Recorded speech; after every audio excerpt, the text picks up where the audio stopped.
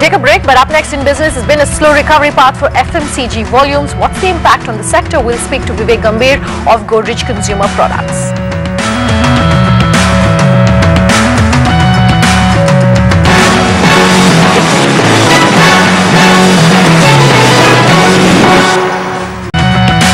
Improved consumer sentiment may not have translated into an increase as far as consumption goes for FMCG companies, with input cost pressures unlikely to ease just yet. A double-digit volume growth seems to be a distant dream for major FMCG players, whether it's HUL, Godrej Consumers or ITC. That's the word coming in from most experts. So what is the impact really on the sector, and how's the road ahead looking like?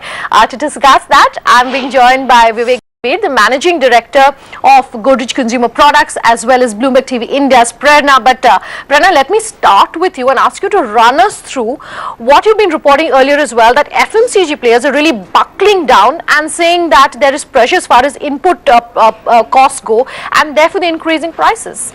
Well, that's right. Both in value and volume terms, there has been a slowdown in the overall FMCG market. FMCG companies continue to see headwinds on growth as consumption has been hit despite consumer sentiments improving marginally in the last quarter. Also, volume growth has been hit on back of high input costs. Remember, FMCG companies resorted to price hikes in Q1, and if they continue to do so, volume growth recovery may be delayed further. Also, there has been a persistent slowdown in volume-led categories like soaps, detergents and biscuits. Now, this will lead to volume growth muted as well. Now, talking about the numbers, HUL reported a volume growth of about 6%. In fact, HUL has also indicated that a double-digit volume growth is unlikely in the next few quarters. For Dabur as well, volume growth stands at about 8.8%. Dabur has also indicated that the company will resort to price hikes of about 6 to 8% by FY15 end. For ITC,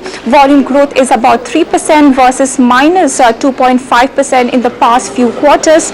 And for Colgate as well, volume growth has reduced to 5% versus 7% in the last quarter. In fact, toothpaste volume has declined to about 4% in case of Colgate.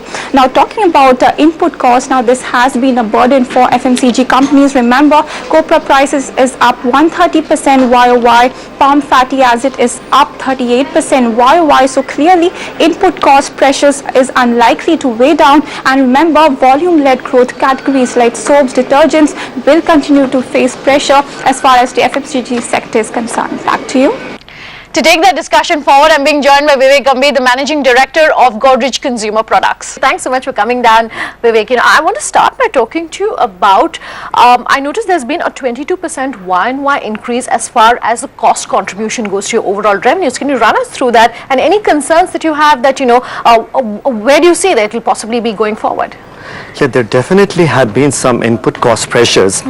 If I can break this apart between international and domestic, see, international is about 48% of our total business, and we registered a very strong growth of about 17% with a slight EBITDA margin increase.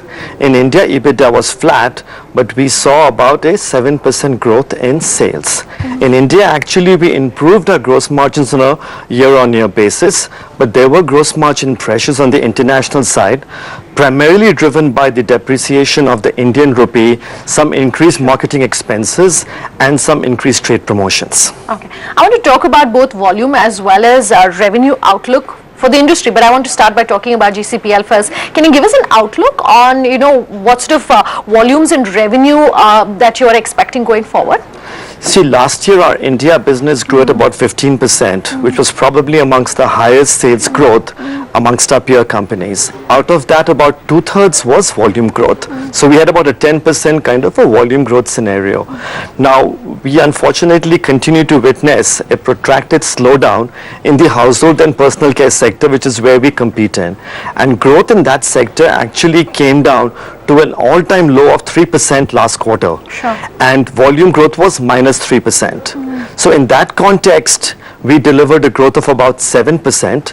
40% of that was volume growth, and our growth was more than 2 times the growth of the sector.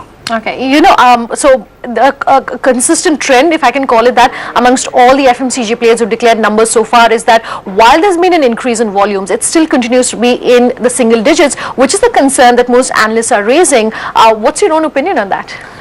It's a consequence of an economic slowdown, right? Again, one has to remember that the economy began going in a downward spiral about 3 or 4 years ago. And FMCG only began getting hit about 4 quarters back. So we saw a lag effect. Now, the great news, I think, is that we feel very optimistic that the worst is over. Let's keep our fingers crossed on it. But I think, as the economy improves, we should see much better consumer demand in the second half of the year. I think the feel-good factor will start translating into, I think, tangible measures that the government is taking. The economy will improve. The improvements in the economy will lead to, I think, better demand. It's a matter of time. It's really a matter of time, and I'm very optimistic that there's so much headroom for growth that by the second half of the year, you will see a much better second half than the first half this year. Okay, you're saying economy is improving. We're seeing the monsoon is improving, although the deficit is still anywhere between 23 and 24%. What's the sort of impact on prices we can expect? I think one has to wait and watch. And as you are mentioning, Sunanda, clearly over the last couple of weeks, the pace of recovery in the monsoon has accelerated. The risks of an El Nino phenomena were downgraded a couple of days back, and so I think if we have strong monsoons in August and September, that should hopefully help. If the monsoons are poor, I think we will have some issues. Okay, quick last word. We're just about at the start of the entire festival and holiday season. What sort of uptick are you expecting in demand, both for yourself and a general industry trend? Again, I'm hoping that the growth reaches an all-time low. And there's so much headroom for growth and penetration and consumption that I think looking forward, we really are expecting a much stronger second half of the year. All right, always good talking to you. Thanks for coming down today, Vivek. My pleasure. Thank you. We'll take a break on that note, but up next, Naina Lal Kidwai calls for NPAs to be reined in to help lower rates. Back in business in 2 minutes. Interest rates have many other factors that play in there, and one of them is going to be the NPAs in banks.